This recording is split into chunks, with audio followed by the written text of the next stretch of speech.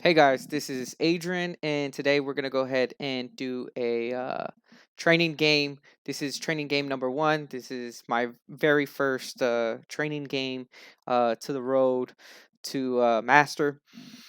It is the first step of a 1,000-mile journey, right? Or however it goes. I think it's 1,000-mile journey starts with the first step. I really butchered that.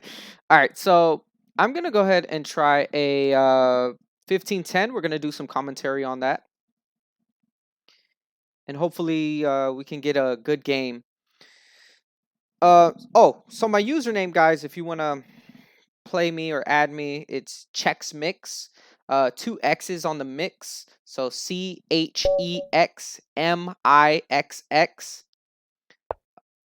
So I'm pretty sure you could see it. Let me double check my OBS. Make sure. Yeah, there goes my username at the bottom, or on the bottom of my screen. Okay, so let's go ahead and dive right into it. My opponent plays E5, so I'm really accustomed to this Italian game. So we're gonna go ahead and start off there with bishop to C4. My idea is to now I can castle quickly if I wanted to. But I'm gonna play c3 and then d4 basically to gain more of the center. So c3 is definitely a very common line. My opponent is rated 1298 with the question mark. So this is my very first game on the new account. So I'm not too scared. I definitely know how to handle against a 1298. But let's just kind of discuss the position because it is a 15-minute game, right? So h6. H6 tells me that he's definitely afraid of some fried liver attack ideas. So usually the opponent plays knight to f6 and then maybe castle. But in this position, I don't think that's possible because after knight f6 and then I play knight to g5, well, then my opponent can castle himself. So knight g5 isn't really that good of a move. This allows me to play d4 straight away. So my whole idea behind c3 was to play d4. Okay, so I was just preparing that. And since there's no pressure here on e4, let's say after knight f6, I think I could just play, d4 straight away. He captures, I recapture. And so I'll be able to gain the full center. I think bishop to b4, knight to c3, knight to f6 is an interesting line, putting pressure on e4. Yeah, but I think that actually just transposes here. So we're going to play d4 here, gain some space, see what our opponent does. And I'll go ahead and pre-move this. So e takes d4 is probably the best line because he needs to liquidate the center and then go for counterplay with bishop to b4. If he doesn't, then I'll have a massive center and that won't be too good. So see what our opponent does here. Doing okay on the clock. And this is my first time actually commentating, so it's actually very new to me. Let me know what you guys think of my commentary. Um, Here in the opening, I just want to get my pieces developed. And here by playing e4 and d4, this allows both of my bishops to just move freely about the board, and the knights can back up those center pawns and really control that center, both sides of the board. Okay. You'll notice if the E or D file opens up, I'm probably going to castle. I kind of want to do it anyway because it's kind of my prep. But this is a really critical moment for Team Black. If he doesn't do the right thing, then I really believe that I can get a nice advantage here. So he does take. So bishop to b4 check, I believe.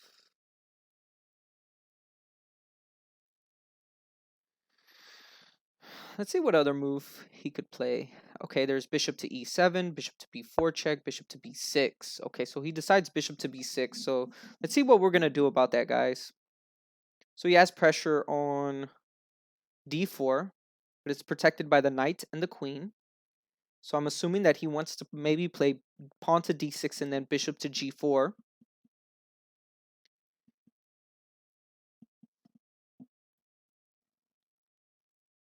I believe d5 is really strong since I have the center right here. I believe I could push this pawn to d4, d5, and then the knight has trouble finding his footing.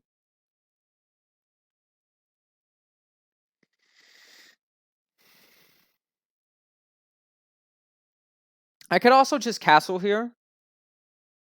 And I'm really rusty, and I purposely did that. I haven't played real chess in a very long time. Like serious chess, long time controls, and so I'm definitely rusty with my calculation. I'm trying to calculate as deeply as possible.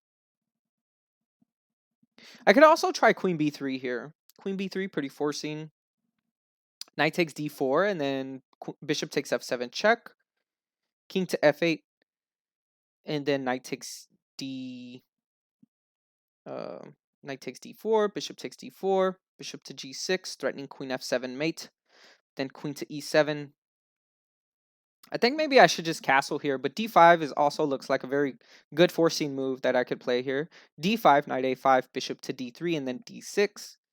Really, I don't want... Well, he can't play d6 because pawn to b4. So actually d5, knight e7 here. I think I'm onto something. Because how does he get his knight active again? Yeah, I think that actually traps the knight. d5, bishop to a5 check. Knight to c3.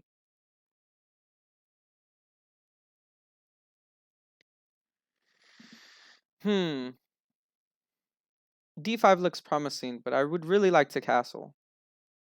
If I castle, my opponent has to play d6. But then I play e5 anyway and open up the e file and play in this fashion.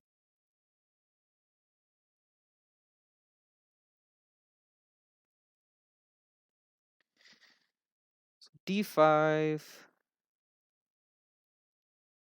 I'm gonna go with d5, guys, because this actually is really tricky. If my opponent wants to play aggressive with knight a5, then bishop to d3, and how do you stop b4 from happening?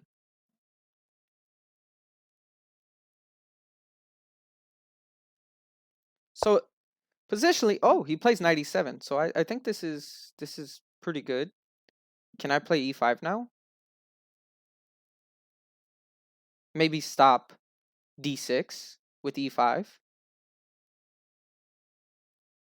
Because now after e5, d6, pawn to e6, f takes e6, d takes e6, pawn to d5.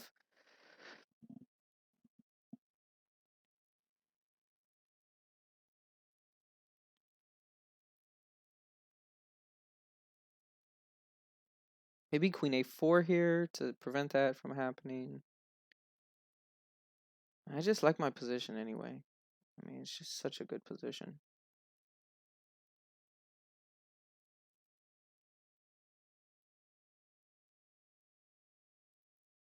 Hmm.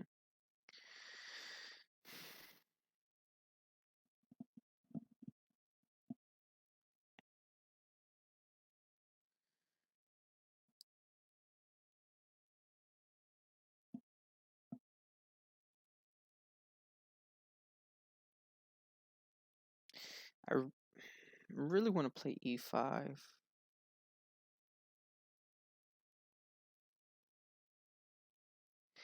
e5 threatening d6, right?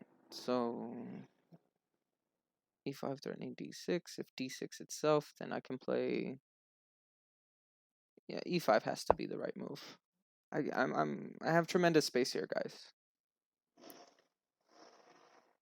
My opponent is actually defending pretty well, but again, like I said, that position was critical. So now you can see my uh position amassing greatly.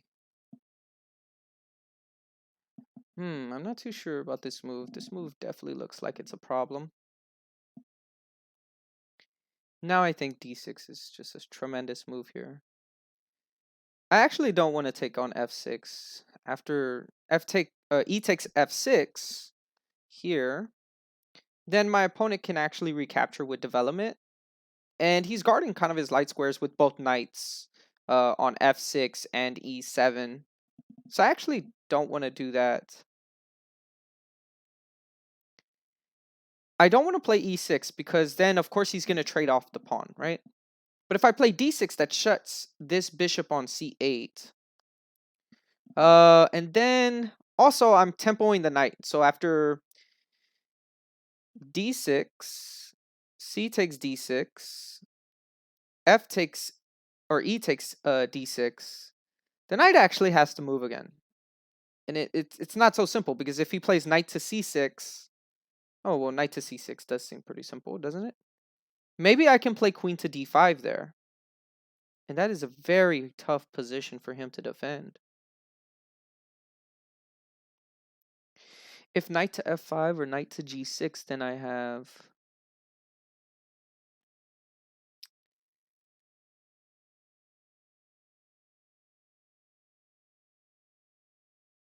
Wow, I have it anyway. Okay, I found the solution. Actually, this is pretty much the best move.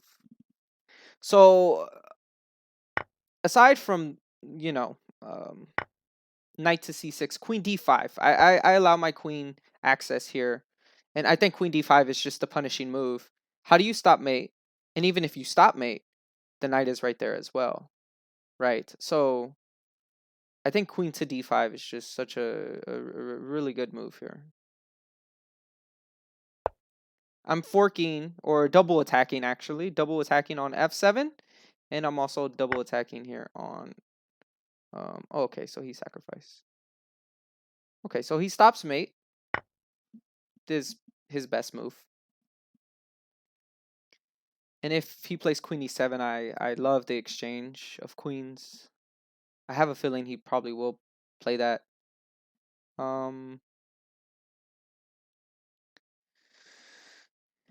If he doesn't, then I'm actually not going to trade queens. I'm going to castle. So one thing in this game that I did sidestep was the castling. So yeah, I think castling is a pretty good move for me if he doesn't play queen e7 check. And then rook e1 is just going to be a monster. Yeah, so he realizes this. So I capture. And okay, he wants to play d5. Can I allow it? Yeah, I can. But maybe play knight c3. Should I delay? I'm not 100% sure here. I'm curious, what would you guys play in this position? Let me know. I like knight c3. Just developing and controlling more of the center. Giving room for my opponent to make some mistakes here. Bishop a5 looks playable. King to f8 is played.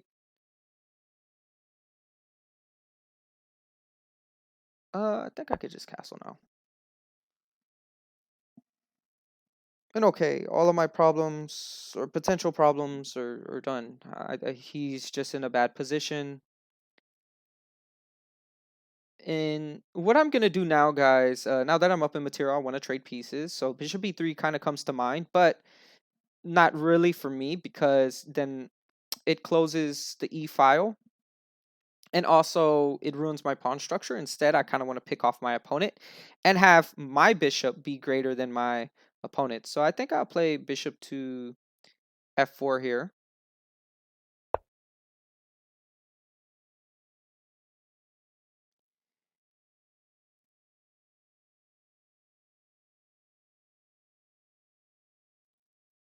So just really attacking that pawn. Probably going to play knight to b5 next. Knight to d5 also looks pretty interesting. My rooks are going to come to the open E and D file, maybe even the C file, potentially. And his pieces aren't really well coordinated. So I'm not really worried about an attack here. And plus, my king is very safe, and I'm up in material. So my opponent probably shouldn't be attacking me. Should probably be looking to develop his pieces here and hope for the best.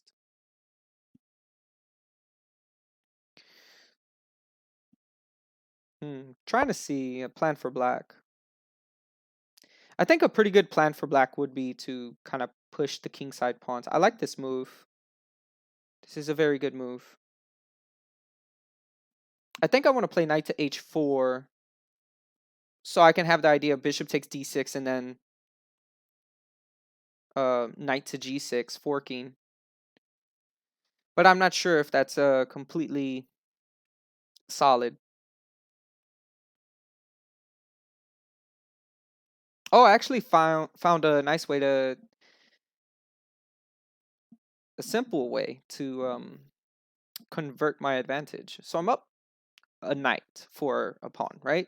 So I'm thinking in this position, I can play bishop takes d6, get a third pawn, and then follow it up with knight to d5, or bishop takes e7 and then knight d5, depending on what my opponent plays.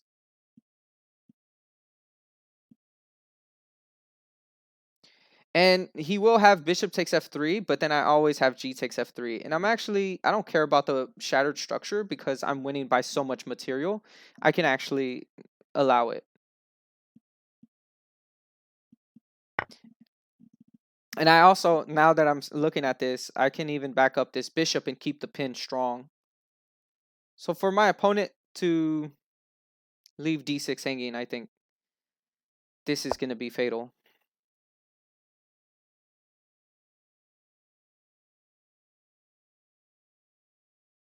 Yeah, I think now I just play bishop a3.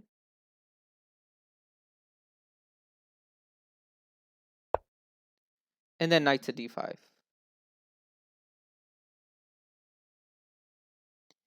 And it's extremely hard for him to protect here. I have moves like knight h4, knight g6. I also have rook e1 moves. I have knight d5 moves. I have a lot of pressure coming in. So really now my middle game strategy is going to be to win this knight. And what I'm going to do is just apply pressure immensely on it. So he realizes this. And like I said, he will get the compensation that he is looking for is the shattered structure, but this isn't really going to do much because this is really an end game type of advantage, and I have all the advantage in the world whenever it comes to end game because I'm winning by material. So here, yeah, I can just play well, not rook fe1, but maybe rook ad1 or rook e1. They're both good. I can also play knight to d5. This is also pretty good. I'm thinking knight d5, possibly. Maybe rook a d1 and then rook d7 and then knight to d5, bishop to d8. Hmm.